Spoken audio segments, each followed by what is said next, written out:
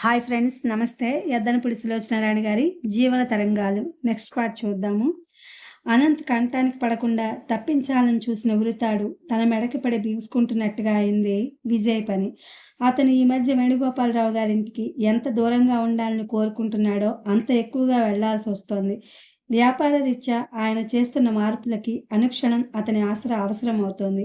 సాధారణంగా అతను వెళ్ళేసరికే ఎప్పుడూ రాధ, రోజా, ఆయన ఈ ముగ్గురూ కలిసి కనిపిస్తారు.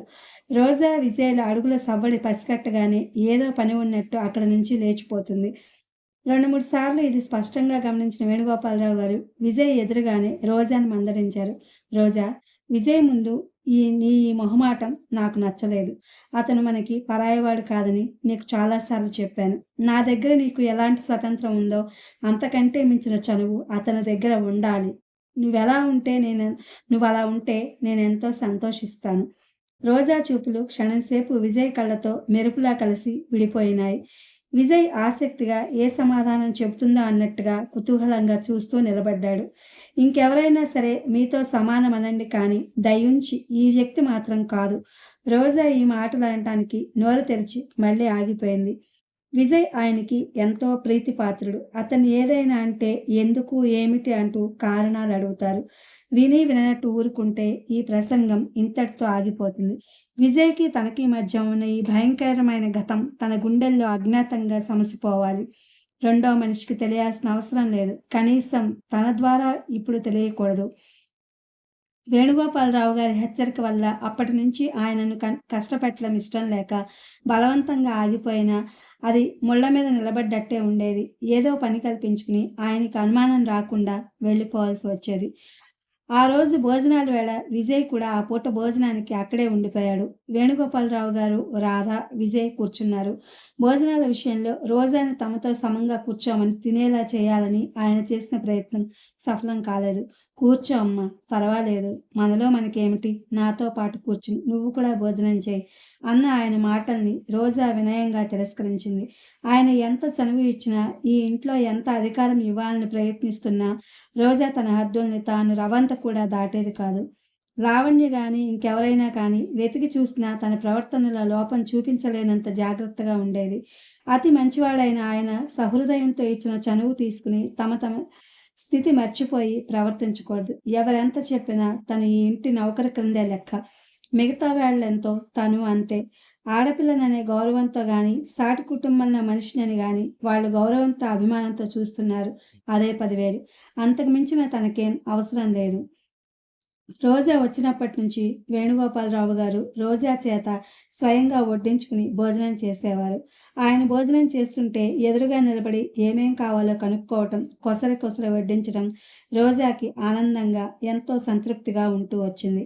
ఈరోజు విజయ్ కూడా భోజనానికి కూర్చోవడంతో రోజా కాస్త ఎడంగా నిలబడిపోయింది. విజయ్, వేణుగోపాలరావు గారు ఇంకా బిజినెస్‌కి సంబంధించిన విషయాలు ఆ లోకంలో మునిగిపోయినట్టుగా మాట్లాడుకుంటున్నారు. భోజనం చేయడం దాదాపు అయిపోవస్తోంది. రోజా పెరుగు వడ్డిస్తుంటే చాలా కొద్దిగా వేయించుకున్న విజయ్ ఇంక చాలు అన్నట్టు చెయ్యడ్డు పెట్టాడు. వేయమ్మా వేయ్, అతని తీరే అంత, అన్నీ వద్దంటాడు అన్నారు వేణుగోపాలరావు గారు. అంత క్రితం కూరలు, పులుసు మొదలైనవి కూడా అతను వద్దని అడ్డు పెట్టడం, వేణుగోపాలరావు గారి బలవంతం మీద రోజా వేసేయడం జరిగింది. ఈసారి కూడా రోజా వేసేయబోయింది. వద్దంటుంటే విజయ్ పెరుగు ఎక్కువగా వేసేయబోతున్న రోజా చేయి గట్టిగా పట్టుకుని వేయనీయకుండా ఆపేశాడు. రోజా నిటారుగా అవటం అతను గమనించకపోలేదు. ఎక్కువ తినడం నా నియమం కాదు. ఈరోజు ఆ అలవాటు కూడా అతిక్రమించి తినేశాను. భుక్తాయాసం అంటే నాకు చెడ్డ చిరాకు. విజయ్ రోజా చేతిలో గిన్నె తీసుకుని టేబుల్ మీద దూరంగా పెట్టేశాడు. రోజా భోజనాల గదిలో నుంచి యువతలకొచ్చేసింది. చేతి మీద మణికట్టు దగ్గర విజయ్ స్పర్శ ఇంకా విద్యుత్ తరంగాల్లా తేలి వస్తోంది. ఎందుకలా చేశాడు? అది అప్రయత్నంగా జరిగిన పనా? లేక ఆయనకెదురుగా ఎంతో సహజంగా ఉండాలని చేస్తున్న ప్రయత్నమా? రోజాకి ఏదీ అర్థం కాలేదు.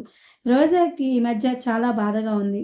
ఆర్థిక అవసరం, ఒత్తిడి మూలంగా వేణుగోపాలరావు గారి అండన తప్పనిసరిగా ఉండాల్సి వచ్చిన అనుక్షణం అలా విజయ్ కళ్ళ ముందు ఏమీ ఎరగనట్టు మసలటం చాలా నరకంగా ఉంది.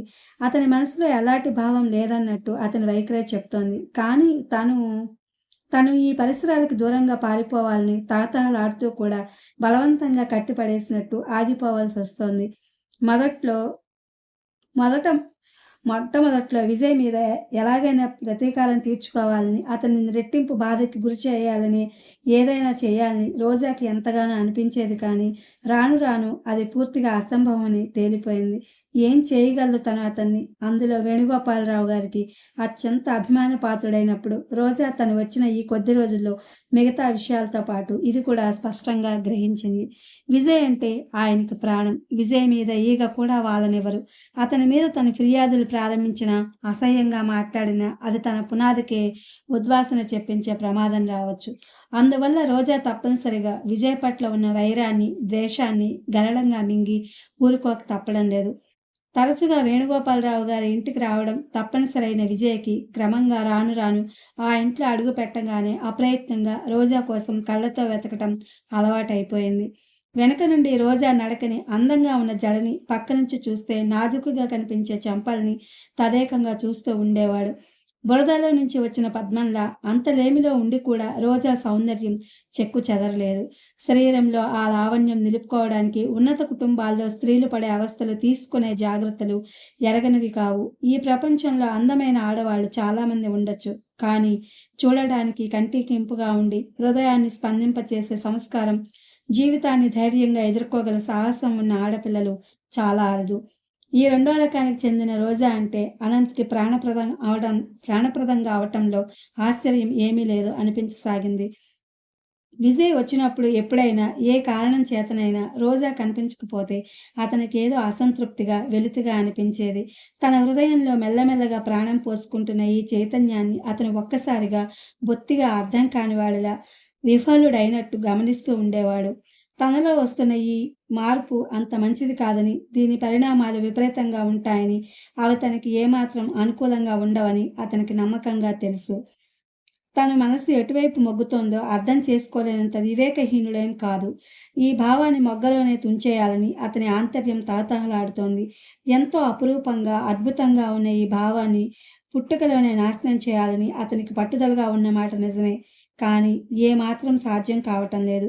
జీవితం ఈ మొట్టమొదటిసారిగా తను ఇబ్బందుల్లో ఇరుక్కుంటానని తెలిసి కూడా జాగ్రత్త పడలేకపోతున్నాడు అతను. విజయ్ హఠాత్తుగా లావణ్య మీద శ్రద్ధ కనపరచసాగాడు. లావణ్యని తమాషా చేయడం, ఏడిపించడం, ఆ ఇంటికి అతనంత ఎక్కువగా రావటానికి లావణ్య కారణమేమో అన్న అనుమానం చూసేవాళ్ళకి కలిగేలా ప్రవర్తించసాగాడు. మొదట్లో విజయ్ తన పట్ల చూపుతున్న ఈ అభిమానానికి లావణ్య ముగ్ధురాలైంది. ఎంతో ఆనందించింది. ఇన్ని రోజులకి విజయ్ తనని గుర్తించి దగ్గరగా వస్తున్నందుకు ఎంతో మురిసిపోయింది. కానీ ఆ మురిపెం ఆవిరైపోవడానికి ఎన్ని రోజులో పట్టలేదు.